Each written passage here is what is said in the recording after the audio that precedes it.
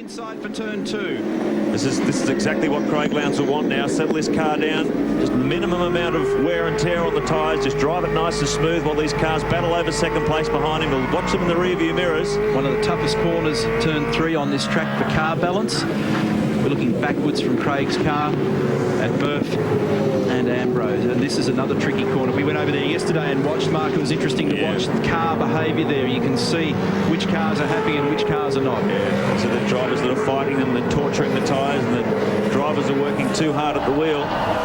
Watch cars like Lowndes and Ambrose and Murphy particularly, who was very fast in qualifying yesterday, just like an air carpet ride round there. That's a quick lap, 32.9 to Lowndes. And it's the fastest lap of the race so far, and I wonder whether the team, as Ambrose has a bit of a sneak up the inside. I think he's had more than that. He's right alongside, yes, inside, but Murphy's not going to give him even a sniff. Cuts back across in front. Ambrose just pulls the nose of the Pertec Ford out of that battle. But he's really carrying plenty of speed in this car, as he has all weekend. It's really funny to hear all the cars, they just hit the rev limiter as they come into that little complex. Yes, in 4th gear on the way up to turn 10. They get stuck into the hard cut there. You'd have to say the parity now between Ford and Holden, I'd say, was pretty good. Certainly judging by the performance here now, these two cars very evenly matched in race trim. You might wonder why Greg was looking down there. He's not checking his crutch. He's probably making an adjustment on the anti-roll bars, either for the front or the rear, to try and trim the car a little better to try and come up with it. Oh, he's giving him a hit too. Oh, yes. Those two are going to get on really well after this, aren't they? Well, Marcus Ambrose, man in a hurry. Certainly let Murphy know he wanted to get past. So, plenty of hustle and bustle for Marcus Ambrose as he gets in front of the Kmart car, but now it's coming back on the attack. Do you reckon Murph sees Pertec or a target? Definitely a target. Well, that helped Marcus Ambrose braking ability a fair bit coming into turn 2 that time around. So he's showing he's a pretty tough customer very early on in his V8 Supercar career. Keep in mind, this is only his 3rd Shell Championship race in a V8 Supercar, is 4th in all if you include the Australian Grand Prix support races. Don't forget, round 4 of this fascinating contest between Ford and Holden moves to the Northern Territory, Hidden Valley, for round 4, 13th of May, 2:30 till 5 Eastern Australian Standard Time. And it should be a great battle, as it is here at Eastern Creek. Enormous crowd in here watching a fantastic contest. One of the beneficiaries of strategy and certainly good car pace has been Mark Scaife. There he is in 4th place, and he's catching these two guys now. And behind him his teammate Jason Bright. There's Bow. So look down this order, it's Radisish and Morris. Brad Jones has done very well in his pit stop strategy as well, and has leapt up through the field, so that's encouraging for the Aussie male entry. Really typical of Holden Racing Team, though, isn't it, Neil? We see it so many times. Sometimes they might get here, and on the odd occasion the cars aren't quick as soon as they drop them onto the track, and they do a very good job of dialing them back into speed condition. If you want to know how costly it can be to wait when something goes wrong on the track, Glenn Seaton is back in 19th position. Yeah, ouch.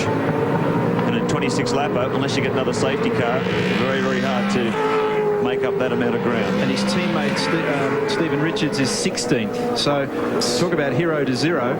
Fastest lap of the race, a 1:32.86. Oh, it was an Ingle. Ingle, yeah. Isn't it amazing, the reversal in form? This man was absolutely on fire at Adelaide. Around the bumps and the point and squirt sort of circuit. A couple of these tracks where they've got to carry a bit more mid-corner speed, and he's really struggling again. Looks like he's got dust in his eyes.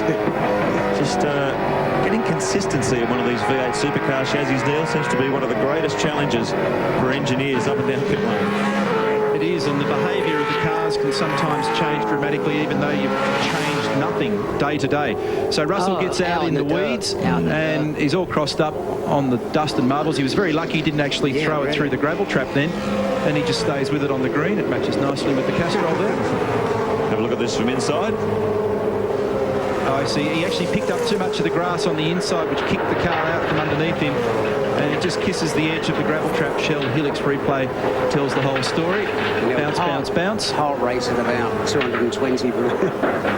Tony Longhurst has also done well. He's up to 12th from 34th first on the grid as Russell Ingall battles to come back into terms with this field. Led by Craig Lowndes, Marcus Ambrose, Murphy Scape, Bright, Bauer, Radisich and Brad Jones in the top 8. Paul Morris and Paul Wheel round out the top 10. Stephen Richards in 16th. Plenty more coming up after the break. This is the Shell Championship Series.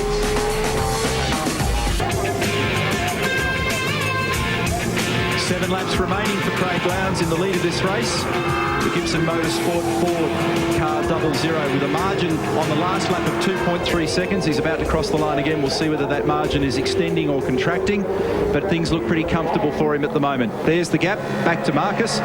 Greg Murphy, Mark Scape, and it's 2.5 seconds, so Lowndes is actually starting to waltz away slightly. I was talking to Fred Gibson and Alan Heafy from the Gibson Motorsport team yesterday, and I said, well, come on, you guys, when do you reckon the new car, the first Gibson Motorsport built Ford's going to hit the track? And they go, oh, well, yeah, it'll happen. I think they're pretty happy with the performance of the Stone Brothers car at the moment, so there's no pressure on them to get that new car ready. I think, Neil, they're probably building up toward the endurance races. Depends who you talk to. You might not have any pressure. So what do you get then, Neil? You get Craig, you get this one, do you? I'm there at 3 o'clock every morning with a shifting spanner.